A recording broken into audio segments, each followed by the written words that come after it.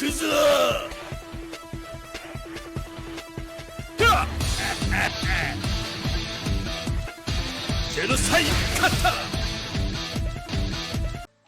up, everybody? Welcome back. This is Forgo, and today I'm going to talk about the importance of collab characters and why you really shouldn't be using your rubies to pull characters out of the United banner. Now, there are some situations where you have some OP character, you really want them, you get that extra chance up, and maybe you'd want to go for it, especially if you're near the pity. However, if you're really far from the pity, I would never really recommend it. You really should hold off for your collab characters, because you'll be able to get tokens. Here you can see that I have 127 of these tokens. I have 148 of these tokens, and I've gotten all these things from the exchange shop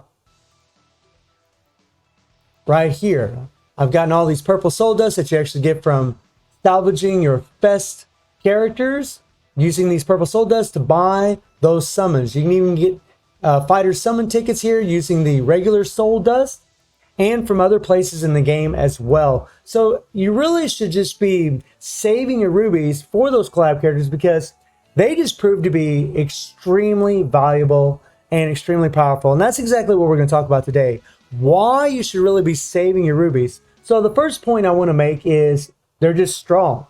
They are insanely freaking strong. Eileen is #1 in Guild Raid, along with Iori and Dellen, who, by the way, is also a collab character. Look at Rachel. Look at how strong she is. Look at how many game modes she's amazing in. Immortal Rock. She's also great against hard mode in the Guild Raid. Plus, you need a red balanced team for Reviving Hell's Dungeon, which is insane. Awesome that she was a free character. The Rock, still amazing for the Immortal Dungeons. And I could go on and on about how these collab characters, Gintoki, are just extremely valuable in multiple game modes in this game. Not only in PvE, but also in PvP. But PvE is where a lot of people are going to focus, especially when it comes to leveling up their characters, maxing them out, putting imprint stones. That's just a big part of the game. Also, the gold border characters as well, the same thing for them. Look, you need a red balanced team for your Reviving Hell's Dungeon. Even Elizabeth is really great for that. And so are a lot of other characters. You need a purple attack team. Could use Heihachi. You could use Haramao in the game. He's amazing in multiple game modes. And so on and so on and so on. But the other thing is, now they're also giving these new stones for these characters. So now for these new collabs, and they did this for the BS characters as well, is they're giving these OP freaking stones, which increase attack, by 20%. But these stones are freaking insane, And I imagine in future collabs, we'll probably get more of these imprint stones, because Netmarble knows they can make some bank off of this deal. People saw, and they gave these things for free. We were able to farm them. That's another reason why I say collabs are really, you just should really save your rubies for them, because more than likely we're going to get future collabs where they're going to introduce more imprint stones. And I'm hoping that they do what they did with the 7 Nights, where we have a rush event where we can farm coins to be able to use in the exchange shop to get imprint stones for these characters, which I thought was fantastic.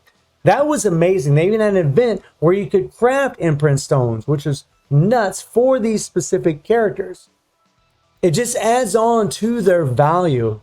And not only that, but to level these characters up is honestly easier than level up in other characters. So currently in the game, in the relay dungeons, not this one, sorry, this one here. In these relay dungeons in the exchange shop, you can actually get memories for Clone Zero here, and you can actually use those memories to make Dimension chests. So if we go into memory here, and we hit Dimension Exchange, you can actually make memories from using him, which is great. You're going to get one of those every single week. So every 3 weeks, you'll be able to make one of these Dimension Exchanges, and these things act just like a memory to level up your collab characters. So this is a guarantee of getting a memory every 3 weeks. I know it's a grind, but you can get the memories. It's not some RNG crap, which is great. That's the bad thing about the United Banner and the characters that are in it.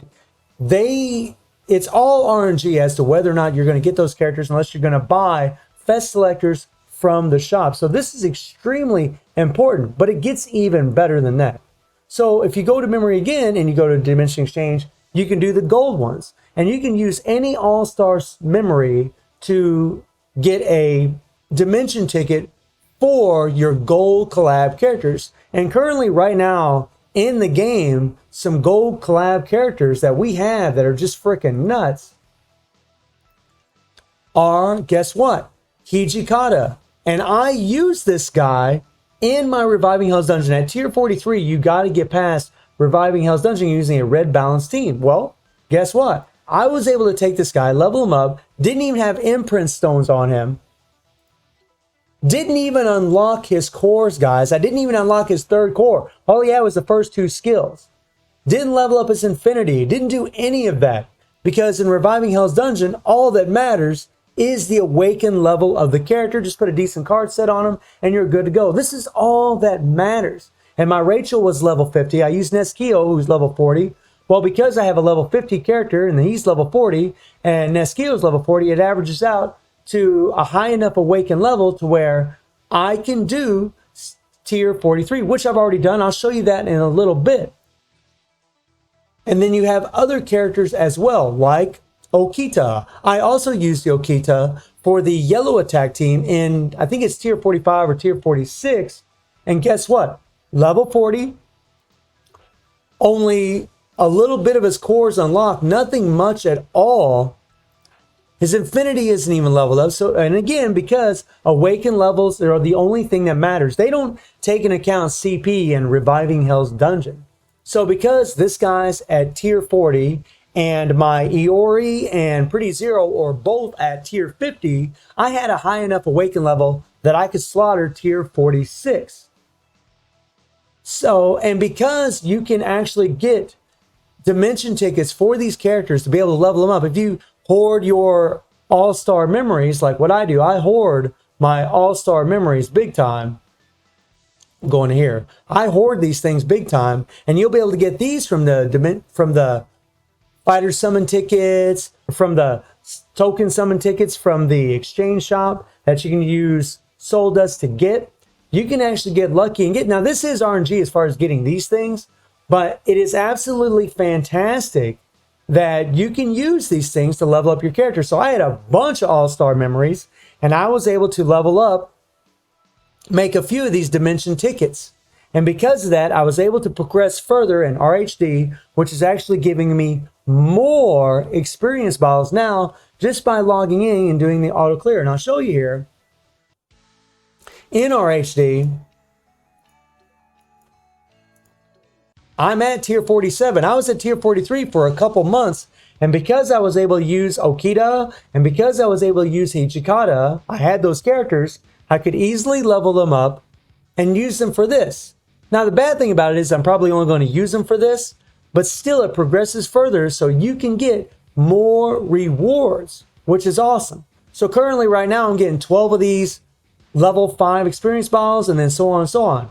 And the higher I go, the more experience balls you're going to be able to get, which is great. This is the goal. This is the main game mode that you're trying to progress in.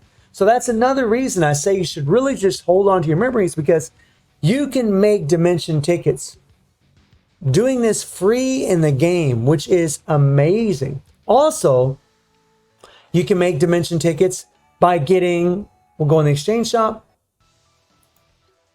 by getting all-star memories from these right here. So in the coin shop, you can actually get these all-star memories here that you can actually make. You can do this every single week. You can actually get these and make these by doing the events and getting these tokens here, if you want to call them that, to make these memories. And the same with here. You can actually farm for these guys in the epic quest. Now, these won't be of much use because they're bronze, but these gold will be useful, and it doesn't matter the type or the color. As long as they're all-star memories, you'll be able to. So if I have 6 of these Shizurus, I can make a dimension ticket. So it's more or less like having a gold memory for a collab character. Or I could use 3 of these and still make a dimension ticket. So you can actually farm and make these things as well. And these guys you get from the epic quest as well. So if you go into the epic quest,